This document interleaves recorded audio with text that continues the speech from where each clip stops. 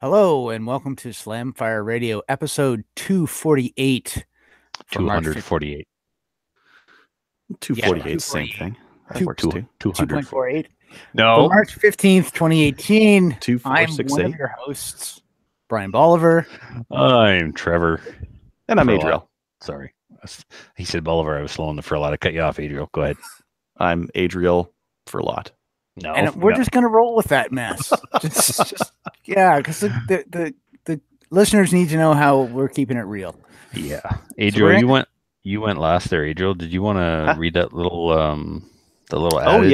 yeah. So like we haven't been doing the live video thing the longest of all the other podcasts out there, but we do have the most views. So Yeah. I think it's important to note. Well, yeah. I mean, we're not claiming to be the number one live pro gun podcast in Canada, but we are claiming to be the one with the most views. Yes. Yeah. Because Cool. numbers don't matter. Well, no, Well, they Adriel, do when it's views. Right. Yes. Not when I- it's feelings. Yes. I watched one yesterday that I can't understand that you Uh-huh. sent a link to. But I don't even know what it's called, so I can't even. I just- Canada. let's just say there's literally no tinfoil hats on any of the hosts. Oh yeah, what was that train wreck? That was a travesty. You know what? Like, honestly, I'm not going to slam them because I did not listen to them enough to say whether or not they had good content or not. I'm not saying nothing. I was on there once when I was at Adriel's place, and I've watched a couple times, and it's just good old fashioned shenanigans. But the tinfoil hat, Hawaiian shirt, and chest hair, I just think eventually there's a line when you do these things. No. The I line think was here, and it's like, no. We're going past it. Adriel, do you want to tell people what we're talking about? Because this must be annoying. without Yeah. having any reference. Okay, so for the Canada Guns chat show, basically it's one of these hangouts. It's only hangout, not a podcast. It's based off of guys from Reddit, and we had a show yesterday about the conspiracy theories that are going around about what the next upcoming federal legislation is going to be. Mhm. And so for that show, we had tinfoil hats on, and the Hawaiian shirts were just like a fun addition because it was hot. Tinfoil hats are hot. Okay. Fair enough. Now All you know right. the backstory. Yeah. Now you know the rest of the story. All I learned from that is Hawaiian shirts are hot. That's really Well, you know what we're gonna do with it now. When if anything comes out, even nothing, we have that in the video. We're gonna cut that out, and we're gonna say, "I told you so," and we'll pull out the part of the video where we predicted it. you do that. Fabulous. Absolutely fabulous. Okay, so we should talk about what we've done in guns, and that is brought to you by the Calgary Shooting Center, Canada's premier firearms retailer. Hey, Vortex is here. They have a web store in progress, and there will be very exciting. There will be a promo code for the Calgary Shooting Center for Slamfire Radio Patreonies only. So, do we give that out now? No, it's not how it works. It's not how any of this works. This isn't the Patreon episode. The Patreon episode will be on right after this one. Well, it won't be live, but we will be recording the Patreon episode right after this one with a very, very special guest. And during that show, we will reveal the Patreon only promo code. Cool. So if people put in the promo code Trevor Sucks, they pay extra. Is that how that works at the Calgary Shooting Center? And I show up at your house. Ooh, And I'm wearing it the adds an clown suit. SKS to your cart. Yes. If you put in hashtag Trevor Sucks, it adds an SKS. It's not free. You still have to pay for it, but it adds it to your cart. It's like an Easter egg kind of thing. It's a hack. oh, ouch. Okay, all right. What's the promo code that gets you a 1911 in your sack? Cart. Sorry. No. Ouch. Alright. Okay, I'm gonna get going with what I've done in guns. Is that okay? Can we absolutely. carry on? You're the All right, host. good. Okay, so I was up at EPS a couple weeks ago, and I remembered I needed some 9mm loaded, so I got some 9mm projectiles. And so I'm like, oh, I should really switch the Dillon over to load those 9mm. Oh, wait, that takes 5 minutes. I don't want to do that a whole lot, so I better quickly prime 1,200 pieces of 5.56 first before I switch that over, so I don't have to keep switching back and forth. Because hey, 5 minutes. And then I got all set up to load the 9mm, and I realized that I picked up hollow point bullets instead of round nose by mistake. So that kind of set me back a few days until I could get back up to Epps earlier this week. And if you're going to take a trip and plan on getting gas on the way, and you have very little gas in your car, you should take your wallet, because it causes a lot of stress if you're trying to get home and your Google says you have like 48 kilometers to your destination and your car says you have 50 kilometers in the tank. That was really exciting. Unnecessary stress. 2 kilometers is a long distance. You're good to go. Yeah. Well, a couple laps around your house when you got there. Yeah, no. Anyway, I made it. I survived, because being on the side of the road with my car and no gas would kind of blow. Anyway, and that was all precipitated because I'd been doing some shooting with my 1022, doing some load testing and trying to get ammo to see what works in it really, really well. Federal gold medal match shoots good. Federal ultra match, not so good. And that's why, anyway, I ended up having to make multiple trips to stores to get stuff so that I would have ammunition for the Canadian Rimfire Precision Series match that I went to on Saturday. Yeah, it was just Saturday. So I think we had a show about that. I wasn't there, but yeah. So that was pretty cool. That's my first PRS event of any type. I like it. I like it a lot. It's but man, hitting targets at 250 yards with a rimfire, wind is a factor. You really have to learn how to read wind, and I don't do that very well yet. So but it was a good event. We had about 10 people out. This was their inaugural event to test things out, and they're going to make some adjustments. I think maybe their target sizes were a little optimistic in terms of how small they were and how far away they were. So we'll see. They have good. What's that? Got to get good.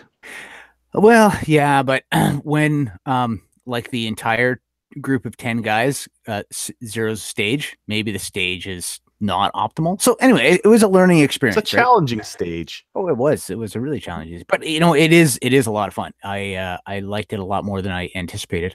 And I like the fact that it's rimfire because it's relatively cheap, because the last thing I need is yet another expensive shooting hobby. I gotta stay away from that. There was a couple guys that were there who are pretty experienced PRS competitors. Guys you guys have had on the show before, Ryan, and I don't know if you've had Ken Thiessen on when you were talking about PRS before, Adriel. I don't remember. Yeah, anyway, so doesn't ring any bells. No, but anyway, and they were all using an ammo that I've never heard of called Ely Force, and it's a 1,200 feet per second projectile, 42 grains. That seems to buck the wind pretty well. So I've got some of that to test later to see if my rifle actually likes it. The beauty of rimfire is you just never know what exactly your barrel is gonna like. Some, any two rifles will just not like this. Grab a handful of it and put it in your pocket and go shoot the stage. Mix it. Yeah. Grab a little bit of everything, and eventually one of the rounds is going to be good. Maybe if you guys would have tried that on the long range one, you guys would have hit the targets. A little bit of variability, right? Yeah. Yeah, I had other issues like with remembering that I was supposed to be holding off at distance as opposed to putting the target in the center of the reticle. That really didn't work at all. That was a bit of an oops, but whatever. We were shooting at, that was a full size IPSC plate target at 262, 267 yards. What was really neat is they had a flasher set up on it. So flasher. Basically it like had a woo, look at me. No, that would have also been really. Every time you hit it, a trench coat opens up and somebody wiggles. With the way the rounds were being blown around with the wind, I wouldn't have felt safe having somebody downrange flashing us as we hit the target. No, it was the steel plate was set up with a vibration sensor, and anytime the plate vibrated, a light would come on and you'd see it in your scope, or the guys would see it. So I thought that was pretty cool. Nice little. Was it one of the rubber LED ones that kind of peeks out over the top of the target like that? No, it was off to the side somewhere where theoretically we couldn't hit it. Yeah, I was going to say off where you're not supposed to hit it. Yeah, so that was kind of cool. Overall, the event had like 8 stages. Like I said, we had 10 competitors come out. We were shooting prone, shot standing at 100 yards, shot off a barrel in a couple different positions, shot off a fence rail, barricade. It was neat. I really liked it. I'm interested to get back and try another event once I get some more ammo testing done, and I'm sure that I'll end up buying another optic that'll be a little better suited for that, because no matter what I get into, it costs me a little bit of money. That's just how that works. Yeah, I like the Czech Hedgehog that they had. That three tripod kind of wood thing there. Yep. I want to make one of those for 3-gun. That looks like a versatile barrier. Yes. Yeah, no, it's great. You can do you can do lots of stuff with that. You could easily add on to it to have like little rods sticking out for different shooting positions and that kind of stuff. So no, I think it'd be cool. Of course, I've also ran into the problem with the ORA is now going to be running PRS type events at Borden, and they'll be suitable for gas guns. So technically I can use my AR. I don't need a fancy precision bolt gun. I've got my fancy AR. So again, money. Oh, well, it'll be fun. I think that was about it for me. Have you taken a look at the, you were mentioning optics there. Jerry was recommending the Citron. They had a Citron scope there, 4 to 12, that would still be under the $500 limit for production. Yes. Is that what you're going for? Is production? No, or are you going open? I'm just giving up on production because my rifle is already open class, just based on the fact that it's got it's in a different stock and it's got a Volk Quartz and hammer. So if I was going to go production, it would actually cost me more money because I have to buy a rifle that's production. And honestly, I don't want to be limited by that $500 budget. I'd rather get the optic I want. Not your budget that limits you, Brian. Oh no, it is. It really is. Wait a minute. I'm going to think about that, and later I will have words for you that are rude and not able to be said on the podcast. Sweet. How's that? I look forward to them. Cool. Well, yeah, no doubt. All righty. Trevor, what have you done in guns? Okay, so I missed last week because I was working. Last week was March break here in New Brunswick, so the schools were closed. And instead of me resting, I went to work at the gunsmith every day except for Wednesday, and continued some projects, started some new projects. I've been there long enough now that I see how the cycle works. Right, the guns come in. We grab a couple, 3 or 4 at a time, depending on what they need, and we disassemble them, start refinishing the wood, start refinishing the metal, and then prepare them for bluing, and then blue them, then reassemble them. Then the cycle starts all over again. It's actually quite mundane, and I like it. And of course, you take the gun apart and it's supposed to just be a refinishing job, but you find this is broken or that's missing, or the pins are actually made out of cut up finishing nails that hold things together. It's always interesting to take something apart, and nothing was going tickety boo like it was supposed to. And then a Tanfoglio came in that needed to be refinished, and I was all over that one. I wanted to do that one. I was doing everything by hand with the sanding and stuff, and that one, everything was working the way it was supposed to. And then when it came time to reassemble it, I was like, oh, well, we could have blued the front sight. That would have been a nice touch. We could have blued the hammer. That would have been a nice touch. Oh, would you look at that? There's a patch on the side of the frame that the bluing didn't take for some reason.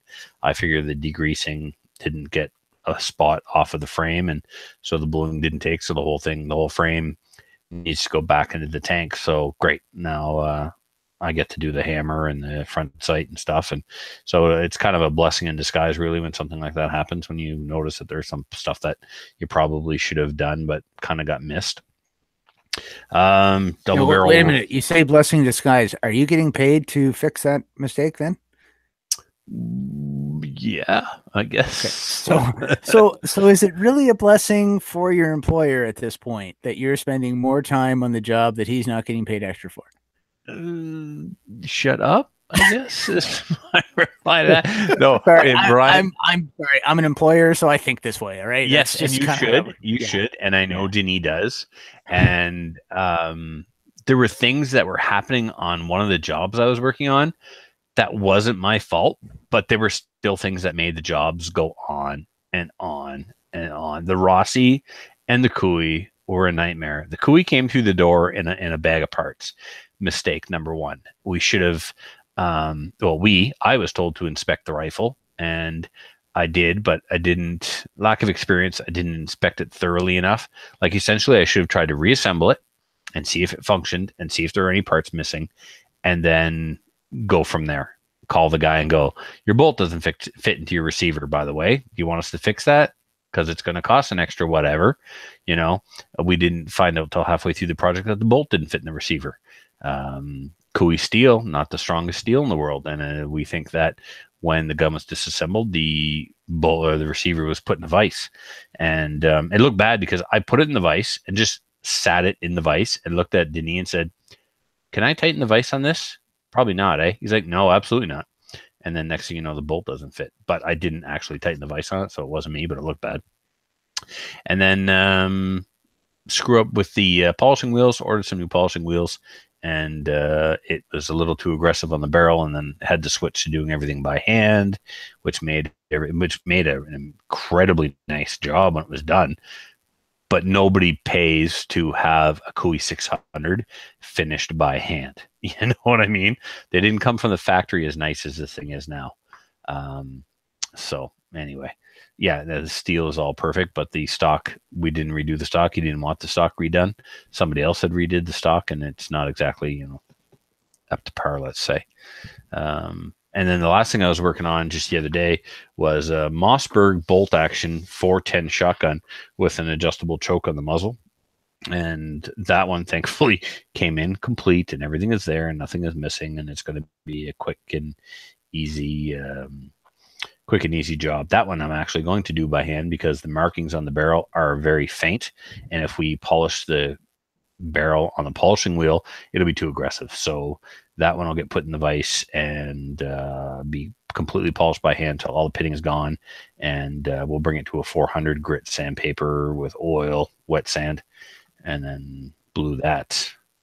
Bought a gun. Christina and I went there on Saturday morning to where I was going to pick something up. And when I was there, I mentioned in passing, I forget what we were talking about, and I said, I need a Tokarev to go with my Russian collection. And Denis like, I have a Tokarev. What? Get out of here. So he brings up this Tokarev, and the holster is right here. So let me switch over to the camera here. So this is the original holster from 1945. It has the cleaning rod still in the front. Unfortunately, there's a small tear down here, that little flap of leather there that holds the tip of the cleaning rod. So yeah, original holster. The gun is all matching numbers. It's not a refurb, and it has 4 magazines, and one of the magazines actually is marked the same numbers. It's matching to the gun. And he gave me that for a smoking deal. Well, smoking deal. I guess he gave it to me for what they're going for. But I mean, he just took it off my hours. So I took March break off, worked all week for a Tokarev almost. So anyway, what else I've been up to now? We found a slide. To replace the slide, we took off the Norinco I bought to replace the slide on Adriel's Norinco that Andy broke. No. Let's be clear on that. Let's be clear on that. Andy broke the slide, not me. So to get a replacement slide for Adriel, the fastest thing to do is just buy a whole new gun. So now I got a stainless Norinco NP29 that's missing a slide. Everything else is there, just missing a slide.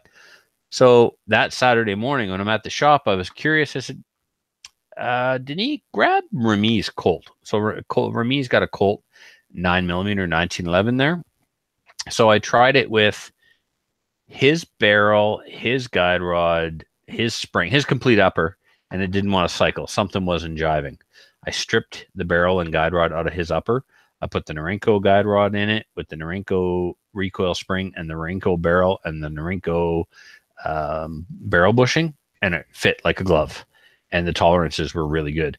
So I thought, okay, well, this is the answer. Let's just buy a Colt 1911 9mm upper for this Norinco 1911, and let's get this gun finished, sell it, keep it, whatever. So we start looking online, and what we actually come up with is a Caspian. So you guys have probably heard the name Caspian before. Caspian is a big name in the 1911 world. They make a lot of really nice guns, a lot of open guns. They've been around a long time. And they had slides with the Bomar rear sight cut. And that's important because this rear sight here, this is a Novak. It's made by Dawson, but this is a Novak style, Novak cut. Now this dovetail is desirable when working on a project because it's a straight dovetail. There's nothing fancy about it. The Bomar has 2 cuts in the slide at different depths and another one on the side, a half moon, half circle type cut, relief cut for the windage screw. So the Bomar cut is a lot more detailed and a lot more work because you have to set up your milling machine a couple of different ways to do those cuts. With the Novak cut, you set it once and you cut it and you move on. So the fact that the Caspian slide has the Bomar cut is really cool. And why it's important is, turns out that gun was built for the Classic division in IPSC, and Classic guns have to fit inside the IPSC box, which is a box that is built to a specific tolerance and specification, and your gun either fits inside it or it doesn't. And the standard guns and the Classic guns need to fit inside that box. That gun won't fit inside the box with that rear sight. That rear sight is too high. So that gun cannot be used in Classic division. Bummer. So now the plan is to get this Caspian slide, put it on the gun I bought to replace Adriel's slide, take all the Go Fast parts out of that one, put it in the new stainless gun, sell that one. With, full disclosure, it's not IPSC legal. Do what you want with it. Shoot it in standard minor, whatever, but it's not classic, IPSC classic legal. But not all guns sold are used for IPSC. So I'm sure, and I'm still going to sell it. I'm going to give it away, basically. I'm going to put all the Norinco parts back on it. And so it'll be a Norinco pistol with a Dawson front sight and a Dawson rear sight. So it's still a step ahead, but I'm still going to let it go for like $350. So what else I got on the go? I've been working on some IPSC New Brunswick stuff. I'm the training coordinator for IPSC New Brunswick. So I work with the Black Badge program, and I work with the National Range Officer Institute programs, the RO programs. Hopefully, fingers crossed. Actually, no, I'm not going to say that on the show. I'll tell you guys about it later. I might have something really cool coming up. But in the meantime, I'm working on correcting range officer exams from previous classes that I taught, and planning another RO course for the end of the month in St. John. So that one's going to be awesome. And then I did some reloading this week because Muffin and I are going to a level 2 indoor shoot on Sunday in Dartmouth, Nova Scotia. I'm getting my blood lead level rechecked for the first time since December. So the testing happened in December. The doctor told me to stop doing everything. So I went in and requested to have my blood checked again. And the test is next week, the 20th of March. So I really shouldn't go to this shoot because I've done nothing. I tried to make that Matador Arms video in December, and that's all the shooting I've done. And I reloaded once for half an hour the other day. And of course I washed my hands as soon as I was done. So what I want to do is I want to see if my lead level has gone down. And if it has not gone down after taking all that time off from shooting and reloading, I need to figure out where the contamination is coming from. But since I'm going to an indoor match on Sunday, that's going to throw that out the window. Hopefully it'll still be down. Even if it's not down, one indoor match shouldn't bring it up unless like these tests are really sensitive and we're getting more exposure than we think we are. So just wear a dust mask or something. Yeah, I've seen guys at indoor matches wearing them and they look lame, but I know it's not about looks. I know just once. I mean, yeah. And well, what I try and do is try and leave the range and stand out in the waiting room as much as I can when I'm not shooting or patching. Or just hold your breath when you're shooting.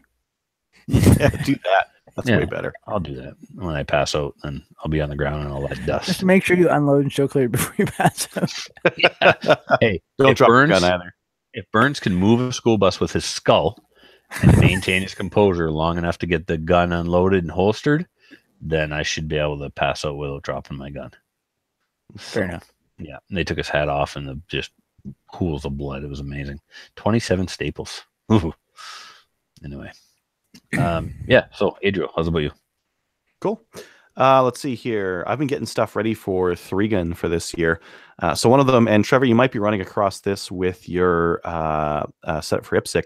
You get all these practice score tablets and timers and all this other kind of stuff. You have a lot of chargers that need to be used, unless you get everything to run off USB and you buy one of these big bad boys.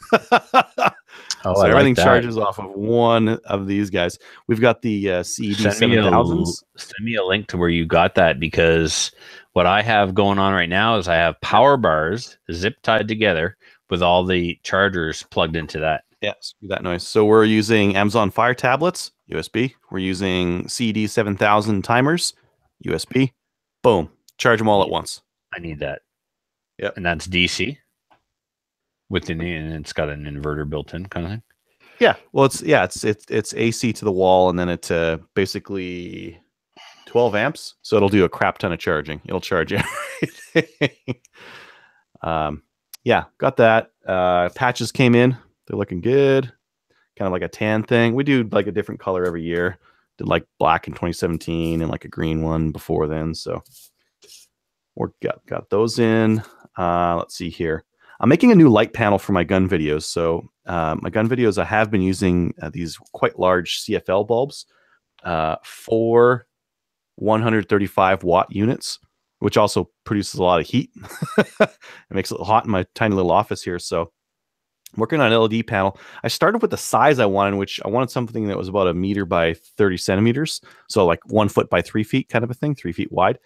And I'm using these ribbon style LEDs. But I didn't really work out the numbers until I'd already bought everything, but it's 400 watts of LED power. Like your like room lights are like 5 watts, 6 watts maybe for one of those LEDs. So this is going to be really powerful. And actually ran some calculations on it. And if I keep it at about 1 meter away from me when I'm shooting my video, it should be like the power of sunlight. From this panel, so it'll be bright. It should be the power of sunlight. Yeah, it won't be like it's about half the power of like a noon sun, like right above. So it's not that much power, but like a cloudy day or like when it's a little bit more of an inclination. Yeah. So if I look west and see a mushroom cloud, we know that you're shooting a gun video. I just don't harness the power of the sun. I do all my video shooting at night. So I got kids. Like I can't be doing this stuff while they're up. So I do all my shooting at night. Well, I can, yeah. I have to involve them and do a whole bunch of cuts. Exactly. Oh, sorry, someone's knocking at the door again. Oh, someone wants to, try their hand at the camera, and they didn't do a very good job. Dad, what? Yeah, exactly. So no, I'm not going to do that. I got a chest rig for SKS bullets. So this will fit a whole crap ton of stripper clips. Each of these pockets will take 2 stripper clips, I think 2 worth in there. So I don't know. They're cheap. That's surplus. Smells like surplus. My room smells like surplus now because it's got more My room old stuff. Smells like surplus. Yeah, and it's the room. It's not him. It's no. Now it's the room. Yeah. And then I got these GoPro hat clips in. So these fit on your hat, and they got like a clamp there. You could either have them like kind of close in and still facing that way, or you can kind of face them out. So I'm sure that won't move while you're running. No, it's pretty stable. It's just like the GoPro itself is heavy. Here, let me show you. Have you seen the Tachyon? Tachyon mount, you drill a hole through the peak of your hat and you actually screw it in place with a nut and a bolt. No, it's all very small, all very light, and it sits on the peak of your hat. And the Tachyon camera is very small and lightweight, and the whole thing's like $80, and nothing moves. And this is cheaper than that. This has got some like serious teeth going on here. Let me show you guys. Is there any problem with your hat staying on though? Yeah, that's a lot of weight to be bouncing off the front of your face, man.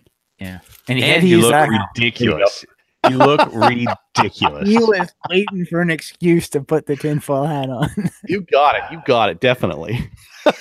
Oh God! At least At least he's not wearing an open Hawaiian shirt. This is what he wears when he goes out UFO watching. You know it, right? He's got the GoPro on the peak of the tinfoil hats.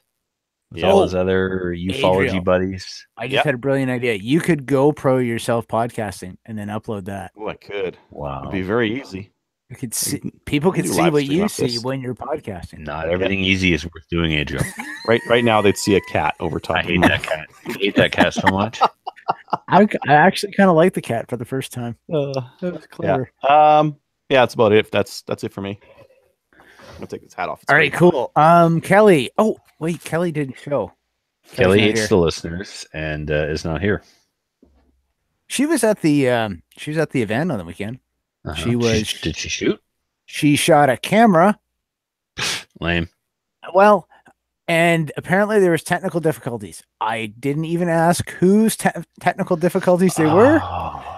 But she's not here to defend herself, so you need to tell the story with all the bias you can. So Kelly, if I'm understanding you correctly, Kelly can't work your camera. I didn't say that. Those were not words that came out of my mouth. Okay, it's time for direct questions. Was Kelly there? Yes. Did Kelly have a camera? Yes. Did she successfully operate the camera? Possibly. Which implies she also possibly did not successfully operate the camera. You could infer that from my response.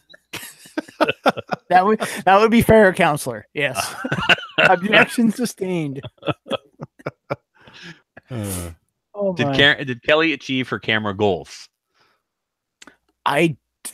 Assuming that her goals were to have recorded video and or pictures, I'm guessing not. Now, if her goal was simply to press a button and if her goal was to stand around and look pretty with a camera, mission accomplished. I don't know. Oh, we're going to pay for this? Yeah. She shouldn't have left us alone. This is what happens. Well, perhaps she shouldn't have said anything about you on the last show. You know that's right. I suck. That's first I don't pay my bills, and then I suck. Literally, that's what she said. I know. Man. Tough. Yeah. All right. Cool. Hilarious, so, all right. Should we get on to upcoming events? Yeah. So, first one we have is Got Your Six registration is open and the website is up.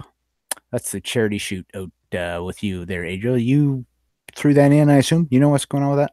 Huh? Which one? What are we talking about now? Got Your Six charity shoot. Yeah. Attention. Yeah. The website's up. It's updated. Good to go. Awesome. Hey, there's a charity shoot coming up in July. Yes. Should we keep talking about it? Is this still happening? Yeah, it's definitely still happening. And there's a couple of things. One, if you are unable to attend but would like to donate money, please do so by sending an EMT to slamfireradio@gmail.com and include in the comments what this is for, because we take Patreon money, we take Falachi course money. So, if you send the registration amount for a Falachi class, we might sign you up for that instead of putting it into the charity event money. So by all means, let the donations roll in. It's time. We're open and willing to start accepting donations for the charity if you are unable to attend. Once again, that charity is the Dalhousie Regional High School Breakfast Program. So help feed some needy children so that they can get educated with a full belly. Can we just clarify that it's just the kids? Faculty does not get to eat. Faculty does not get to eat the breakfast. No. No. I don't want people to be donating money to your breakfast fund. Fair. I understand, and that's a fair concern, given my love affair with food. I've had breakfast with you. Yeah. Seen the damage that could occur at the breakfast buffet. Yeah, for sure. The only other thing is the Maple Seed Shoot is one step closer to registration. Again, that pre-registration is required, and that pre-registration is done directly through the fine folks at Maple Seed. I was sent some paperwork, range rental agreement, if you will, that I had to run by my club. And yeah, so anyway, waiting for a club meeting to occur. And I send an email saying, hey, can you guys get this on the agenda so that we can discuss it at the meeting and vote on it and sign it? And Muffin just replies, no, man, you go ahead and sign it. It's cool. It's 2 months now. I could have had this done. Thank you. So cool anyway, to let you do that. Oh yeah, It's well, aggressive, not having to wait for the meeting. Well, Muffin's the president. Well, yeah, I'm the vice president. So sometimes I guess, and it's Maple Seed. It's a pretty easy yes. Well, yeah, and I mean the charity shoot is being supported by my club. The trap guys are on board. They're going to run trap for us and donate all the clay, so we don't have to pay them back for the clay. So that's fantastic.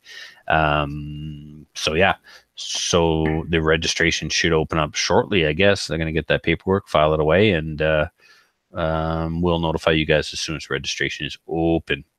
And there's only 20 spots. So yeah, you'll have to get on it because it's going to sell out super fast. Not everyone's getting in. Sorry to say, not everyone's getting in. No, Trevor, I honestly, like the fact that you even asked Muffin about it, like what, Muffin's going to say no? Were you implying that he would say no? Are you implying he's that kind of guy? Yeah, he's a 6'2" cranky Acadian, and sometimes he has a tendency to say no to stuff. I know Muffin, and he's a hell of a guy. He's a sweetheart of a person. Maybe to you. Maybe it's a me problem. I don't know. Fair. Yeah. Okay. Good. I'm glad we thought that through. This worked out better than I hoped. Yeah. No, I'm acknowledging certain aspects of my personality. I'm not ready to change them. I'm just maybe admitting to their existence. It's the first step if you choose to change. Shut up, Brian. What's next? Okay. News. We got some news. Upcoming gun bills scaring the double E hockey sticks out of the Liberal caucus, and Trudeau is being mean to his backbenchers. He's a big meanie. Well, yeah, there was it was actually a New Brunswick MP who was questioning some information on the new gun laws, and apparently Trudeau told him to basically sit down and shut up. Yeah, nice, eh? Yeah, so that's not cool. Anyway, I'm not going to get into a political discussion. He's there. He's the problem we have to deal with. The risk to us is that because like if they had just said, okay, here's our new platform or here's a new bill, it probably would have been like, oh, okay. But the fact that they're saying, okay, we talked about the bill and the rural MPs really don't like it and they're really risk averse to it. I thought it was just going to be like, what were we supposed to get here? Enhanced background checks, return to the paper ATTs or some other garbage, and that was it, right? Mm-hmm. Do we know anyone who has had is there any leaks? That was a leak. That they're not supposed to talk about what they do in those closed door sessions. Yeah, but you're right. We don't have a leak as to what the text of the document has. Interesting. If the rural MPs are worried, it's bad. Yeah. Because the rural MPs don't represent the 3-gun shooters and the IPSC guys. The rural MPs represent the duck hunters. Mm-hmm. So my biggest fear is that they're going to go after all semi-autos. They're going to do something Australian like. Try it before. Yeah, and it's the FUDs and the duck hunters who probably They don't care if they come after my AR-15, but my God, they get organized when their duck gun is threatened. Yeah, when they're Super Black Eagle or I don't know, whatever semi-auto, Browning BAR starts to get under risk. Yeah. But okay, if we have our hunting brothers and sisters on our side, then that's good. We need to do that. Yeah, if they were always on our side, maybe we would never come this close. I understand. Yeah. I really do, and I would love to have more support from the full gun community, but yeah, we are so fractured. There's one thing the antis can agree on is they just want all the guns. It's very clear. Well, what's Heidi Rathjen's organization called this week? The Ecole Polytechnique group, and basically they were talking about she was talking about the Guns and Gangs Summit last week. Yeah. And she was like, well, they didn't talk about taking guns from legal gun owners, so this is a waste of time. Yeah, exactly. Hello. That's exactly what she said. It's complete garbage. She has no interest in stopping crime. She just wants to stop you and me and people like us from owning firearms. Period. Mm-hmm. Yeah. I appreciate her honesty, but I'm sure it was a slip of the thumb on her Twitter account. Nah, yeah. Anyway, Too much honesty. Yeah, that's never a good policy if you're all about banning stuff. You want to be quiet about it. Yeah. Okay. So we have no timeline on this. It's weeks, which weeks it could be any time. Weeks could be like next week. It could be like 50 weeks from now. So who knows what timeline that is? But the rumor mill on CGN is on fire. Oh well. Oh, you went. Oh well. Don't do that. Just I stay away from that stuff. It's morbid curiosity. Oh no, it just makes me feel bad. Okay, other great news. Barton's had brought in the Hex Mags last fall. So these were full 30 round length bodied 10 round pistol mags. They were good to go. Nope. The RCMP did their standard and said, no, we've reconsidered this, and these are actually prohibited devices. Nobody can have them. Very, very bad. So unfortunately, they didn't say why they considered them prohibited. It would have been nice for them to say, like, we consider it prohibited because, and then like giving us something. But just them being prohibited, it's like, what is it? Well, the markings weren't clear enough. The body, the pinning, like there's too many ifs and buts on what it could have been with this. Yeah. Well, my understanding was that, and I've gone around with a few people on this, is that somewhere it's written or they have declared that no pistol mag will ever be made in a full-size body. Oh, the ATRS ones were a larger body. Yeah, they were a 20 round. Yeah. How about a 17 round Glock mag pinned to 10? What's the difference? So that logic can't apply. Because we see examples of it all over the place. Okay, but in a pistol mag, you can't actually fit a shorter mag in the gun. Like you can't physically slide it up into the gun, right?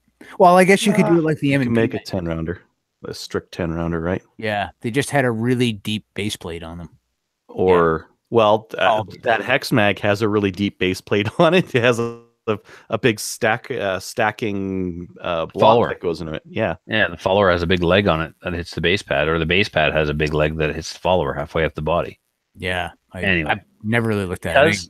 Because of what they wrote on it, Matthew and I talked about this like months ago on the show when they first hit the market. Before anyone was even considering talking about the RCMP banning them, Matthew and I said, wait a second. This is pistol caliber carbine. A pistol caliber carbine is a rifle that shoots a pistol caliber. No, so they say pistol caliber carbine. 10 round pistol carbine magazine. There you go. Not caliber. It says pistol carbine on it. It says 223 556. But a carbine is a rifle, Adriel, right? So is it a pistol mag or a carbine mag? They screwed it up when they put the word carbine on there. Well, I mean, I agree. The one that they should have put on there is just LAR 15 mag.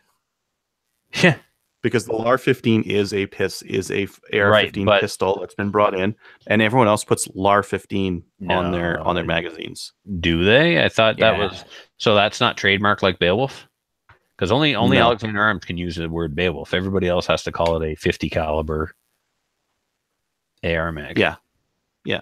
So LAR is good to go. Yes, LAR 15 is what everyone calls theirs. So I don't know if they pay a license fee or not. Can I take a grinder to my Hex mag and put LAR on it? It hasn't been manufactured for a LAR. You're not a manufacturer. You're just a dude. I hate being just a dude. Even if you take the 400 grit paper with the oil and to sand it off, it's not good enough. Okay, fine.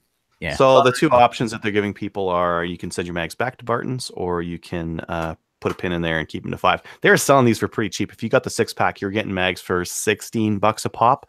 So $16 a mag is pretty cheap for 5-rounders. Yep. I stuck a pin in mine. I stuck a pin in all my Beowulfs too. They haven't said anything more about Beowulfs though. No, but he's just paranoid. Yeah, I'm just not going to be. I'm not going to be the test subject. Fair enough. I mean, I was never going to take them in the woods anyway. I was only using them for 3-gun. But I mean, I even know of a range around here who had concerns about the legitimacy of them and would not allow them on their range during 3-gun competitions. So anyway, I'll stick with the Lars and the ATS. Actually, I'm going to start hoarding ATSs then, because they come in and out of pouches so much easier. The ATRS mags, if you can find them, they don't make them anymore, right? Really? When did they stop that? A year ago. They Why? had problems with their plastic or their manufacturing guys, so they stopped making them. Lame. I only ended up with 2. All right. Standardized on something else. We are way behind. We have a guest waiting. All right. Yes. Okay. So we'll skip the CCFR report on Guns and Gangs. Go to the CCFR website and see what they have to say about the Guns and Gangs Summit. Basically, they talked mostly about gangs. It was awesome. It was exactly what you're supposed to do. You want to stop the crime with the gangs, you stop the gangs and not like legal gun owners.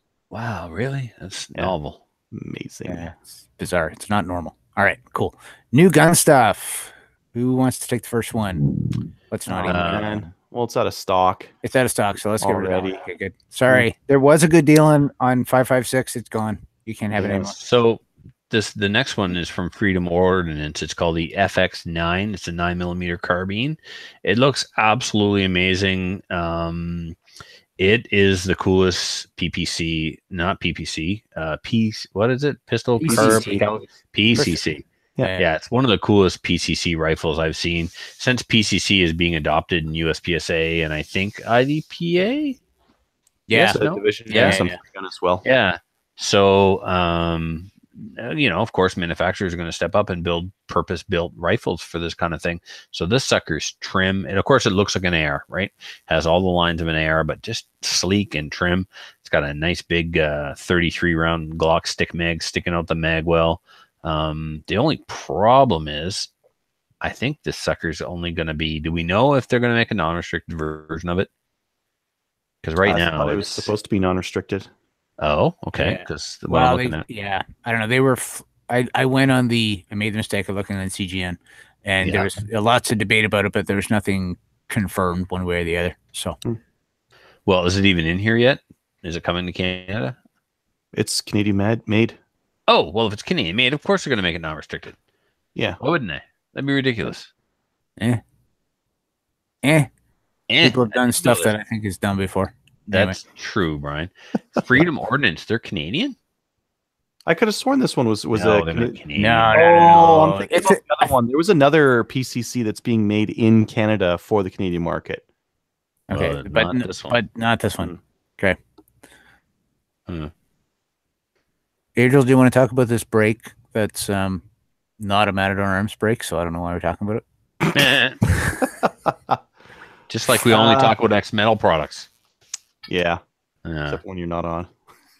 Yeah. We talk about everything else. We should. We talk about everything. We talk about everyone's stuff. Spectre Ballistics has a break that you can put a shroud on. It's 30 cal break only, so patooey. Yep.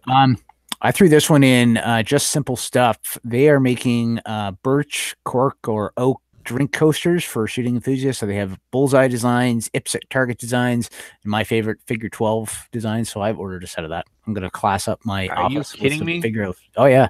I have a friend, a listener of the show, IPSC shooter for Nova Scotia, who's giving me some of the IPSC ones on the weekend. And oh man, he's making these, and now these guys are making these. Seems like somebody may have beat him to the punch. It's like ever since you mentioned that bolt action pen and you sent one to me, I've seen those in a bunch of places as well. Oh yeah, they're all over the place. Yeah. I used to have one. Yeah. Well, it might be the same guy, Trevor. I don't know. No, it's not. All right, cool. I don't think it'd be awesome if it was, but he was just kind of testing the waters, asking me what do you think they would sell for, that sort of thing. Fusilier, actually, I think. Yeah, same guy. It's all being done by the same guy. This is Fusilier? Yeah. Oh, yep. Well, all right then. Good for Fusilier. I didn't think he was ready to rock out this fast. It's $20 for a set of 4, plus like $7.50 for Canada Post. Amazing. And it'll look fantastic. Oh yeah, no, for sure. So especially with little Scotch glasses on them. Well, at my office, probably I won't have the Scotch glass. However, probably depends on what day of the week it is. I really have resisted having a bottle in my desk for this long. I'm going to keep going with it. I like that meme. Good life goal. I like that meme where Jack Daniels is a bottle of Jack Daniels is peeking out from behind the monitor and says, "Not now, Jack. I'm trying to work." No kidding. I saw that and immediately sent it to Tracy. Yeah, absolutely. The PCC I was thinking of was the Lockhart Tactical Canadian PCC. Oh, yeah. They're developing one. Something I saw about that, but all right. Cool. What's our timeline, guys, for getting to our guest? We were supposed to get to him at 7:30. Oh. So he's waiting. So why don't we hang up on the show here and then go? So we won't be back live. This is it. We can't call him. You can't. Oh, because we got to switch to Skype for this, don't we? Yeah. Hangouts used to make it so you could call, but not anymore. They don't let you do that. Okay. Oh, nope. Okay, and we can't come back live after the interview to finish the show because it'll create a whole new thing. It does. Yeah. All right. Well, then I guess this is good night to our live audience. Yep. Cool. Very good then. Good night, everybody. And tune in tomorrow for the edited show. Or tonight if you stay up late. Yeah. Yep. Okay. Later. Later.